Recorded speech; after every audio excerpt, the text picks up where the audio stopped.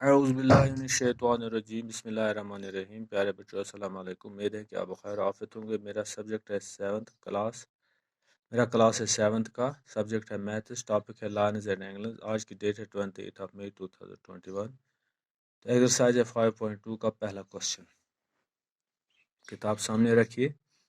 State the property that is used in each of the following statements. State the property that is used in each of the following statements. तो मैंने यहाँ पे ये दो lines parallel है, line A B आपस में parallel है।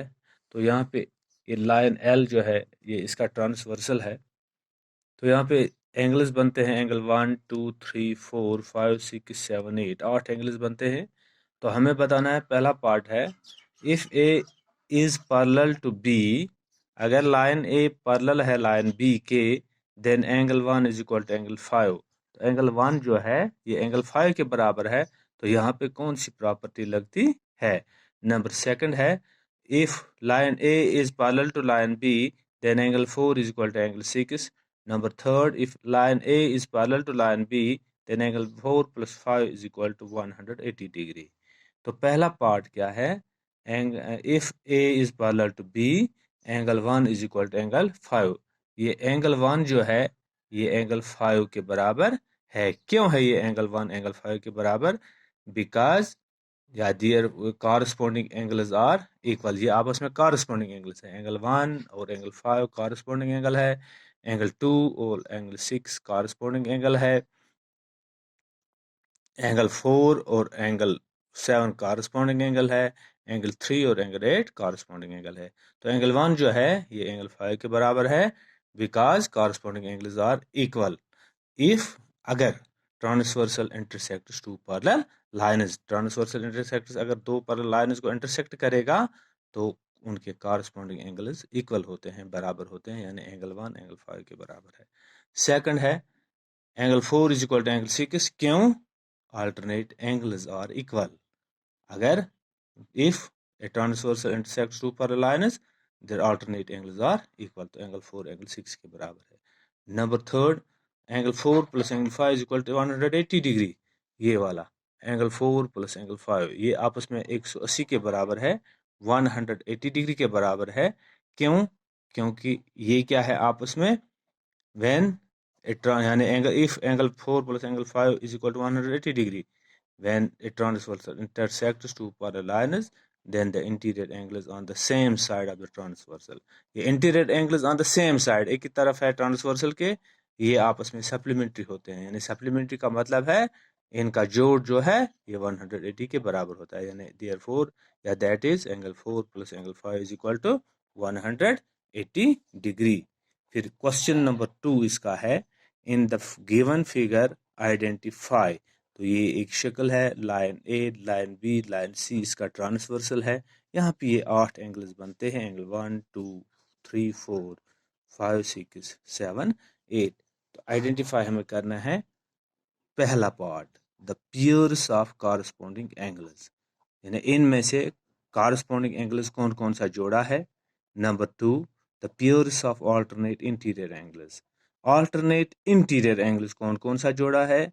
The pairs of interior angles and the same side of the transversal, pairs of interior angles same side of the transversal कौन सा है। Number 4, the vertically opposite angles, तो vertically opposite इनमें से कौन कौन सा है। तो पहले हम क्या करेंगे काम, पहला पार्ट है the pairs of corresponding angles are, इनमें से कॉरस्पॉन्डिंग एंगल्स कौन कौन सा है मैं बताता हूं आपको। एंगल 1 और एंगल 5 आपस में कॉरस्पॉन्डिंग एंगल है।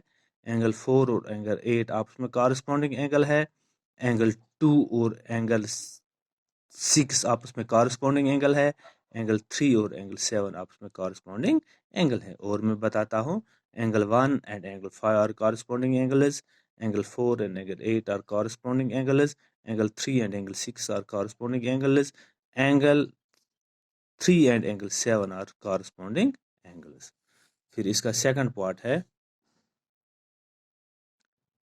Pairs of alternate interior angles, और alternate interior angles कौन कौन सा है, एंगल 2 और angle 8, angle 3 and angle 5।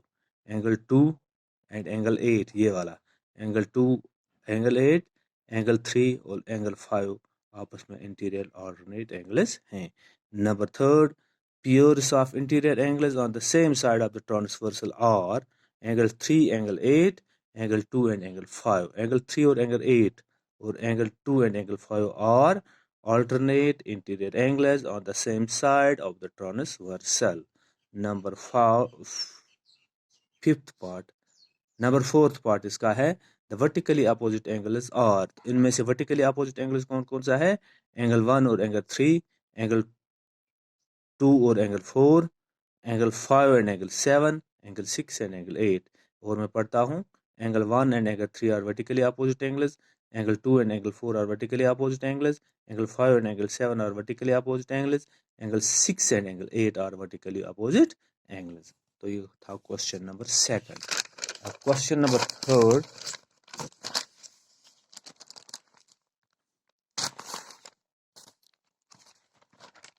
question number third,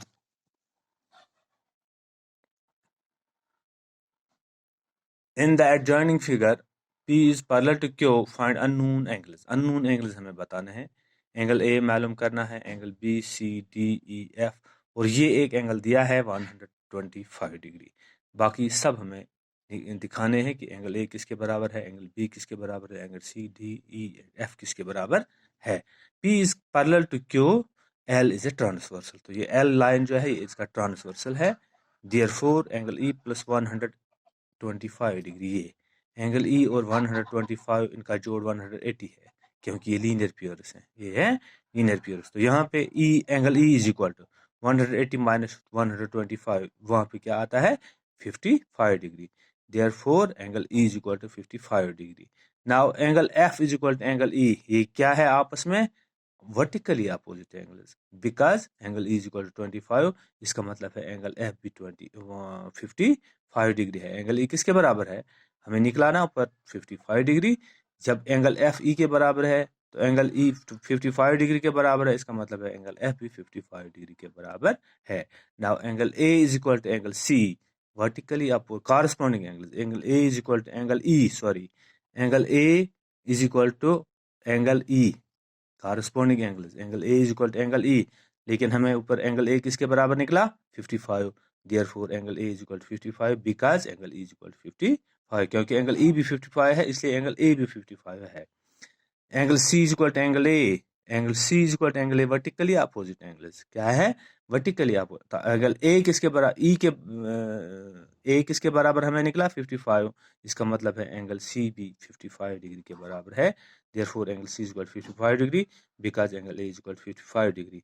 angle D is equal to 125 degree, corresponding angles, angle D is equal to ये angle D is equal to 125 angles, 25 degree angles, क्यों? ये आपस में angle B is equal to angle D, angle B is equal to angle D, ये क्या है आपस में? Vertically opposite angles. Therefore angle B is equal to 125 degree because angle D is equal to 125 degree. Hence angle A is equal to 55 degree, angle B is equal to 125 degree, angle C is equal to 55 degree, angle D is equal to 125 degree, angle E is equal to 55 degree, angle F is equal to 55 degree। तो आज बस इतना ही, इंशाल्लाह अगली class में और मिलेंगे, तब तक के लिए